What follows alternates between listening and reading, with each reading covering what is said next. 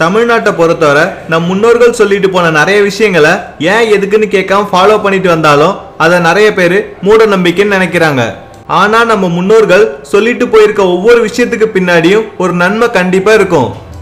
அப்படி நம்ம முன்னோர்கள் சொல்லிட்டு போன விஷயங்கள்ல ஒண்ணுதான் ஆடி மாசத்துல தம்பதிகளை பிரிக்கிறது, அப்புறம் உடலுறவு வச்சுக்க கூடாதுன்னு சொல்றது எல்லாம். நம்ம முன்னோர்கள் ஏன் அப்படி சொன்னாங்கன்னு உங்களுக்கு தெரியுமா? வாங்க அதை பத்தி இந்த வீடியோல பார்த்து தெரிஞ்சுக்கலாம். இந்தியால பருவமழை காலமான ஜூலை மற்றும் ஆகஸ்ட ஓய்வெடுக்கும் மாதம்னு சொல்றாங்க. இந்த மாசத்துல ஏன் உடலுறவு வச்சுக்க கூடாதுன்னு ஆராய்ச்சியாளர்கள் கண்டுபிடிச்சிருக்காங்க. புதுசா கல்யாணமான தம்பதிகளுக்கு ஆடி மாசத்துல புது ட்ரெஸ் எல்லாம் எடுத்து கொடுத்து பொண்ணு அவங்க வீட்டுக்கு கூட்டிட்டு போயிடுவாங்க. ஏன்னா ஆடி மாசத்துல உடலுறவு வச்சுக்கிட்டு பெண் கர்ப்பமானா வயிற்றுக்குள்ள இருக்கிற கருக்கு நிறைய பிரச்சனை வரும்.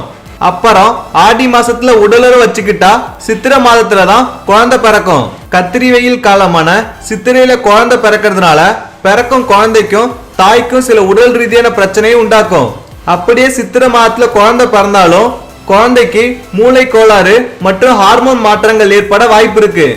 ஹார்மோன் மாற்றத்தினால உங்க குழந்தைக்கு கை கால் கடைசி வரைக்கும் செயல்படாம இருக்க வாய்ப்பு இருக்குன்னு அந்த ரிசர்ச்ல கண்டுபிடிச்சிருக்காங்க. இதனாலதான் ஆடி மாசத்துல உடலுறவு வச்சுக்க கூடாதுன்னு பெரியவங்க எப்பவும் சொல்றாங்க.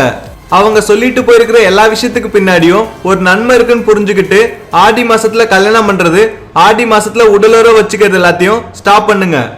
அடுத்த வீடியோ பார்க்கறதுக்கு முன்னாடி கீழே இருக்க சப்ஸ்கிரைப் பட்டனை கிளிக் பண்ணி எங்க தமிழ் கேர் சேனலை மறக்காம சப்ஸ்கிரைப் பண்ணுங்க.